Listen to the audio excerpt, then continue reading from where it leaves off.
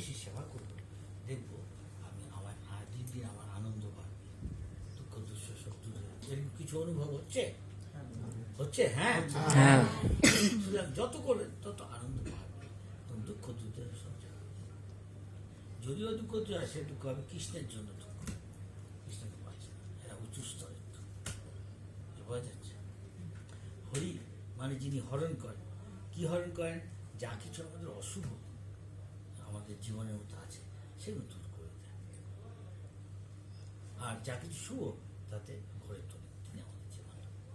প্রথম লক্ষ্য দেখা যাবে, এমনি আমি যখন হরিভজন করতাম না তখন হয়তো অনেক রকম আমাদের দুশ্চিন্তা থাকতো, কী করে মেয়েটার বিয়ে দেবো, কী ছেলেটার লেখাপড়া শিখি।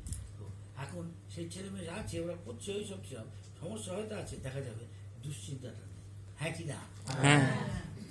ভগবান হরি তিনি সব করছে, কারণ জানি আমি চেষ্টা করবো ভগবান আমাকে সাহায্য করবে যার থেকে আমার ছেলেটা লেখাপড়া চলছে, চাকরি পায় বা কিছু একটা হেল্লা হয়ে যায়, হ্যাঁ, আর মেয়েটার কোনো একটা ঘরে বিয়ে ঠিক হয়ে যায়, সামনে খারাপ না হয়। বলে প্রথম হচ্ছে ক্লেশ অগ্নি, যত রোগ শোক ছিল এগুলো অনেক কমে যাবে। প্রসাদ যদি শুধু প্রসাদ খায়, অভক্তের হাতে রান্না খাই না, বা প্রসাদ ছাড়া কৃষ্ণ বিষ্ণু নারায়ণ হরি প্রসাদ ছাড়া অনেক জায়গায় না, শীতলা মা শিবটাকে না মাতায় অনেকে দিয়ে দিল, ওদের সামনে না করলেই হলো শিবভক্ত, তখন বুঝে গেল শিবের প্রসাদ খাবি আরো অভিশাপ, নিয়ে যাই বাড়িতে নিয়ে যাই, হ্যাঁ, নিয়ে গিয়ে লোককে দিয়ে দিলে হলো যারা শিবভক্ত বা যারা এইসব মা কৃষ্ণের ভক্ত বলি কষ্ট কিছু বোঝা যাচ্ছে?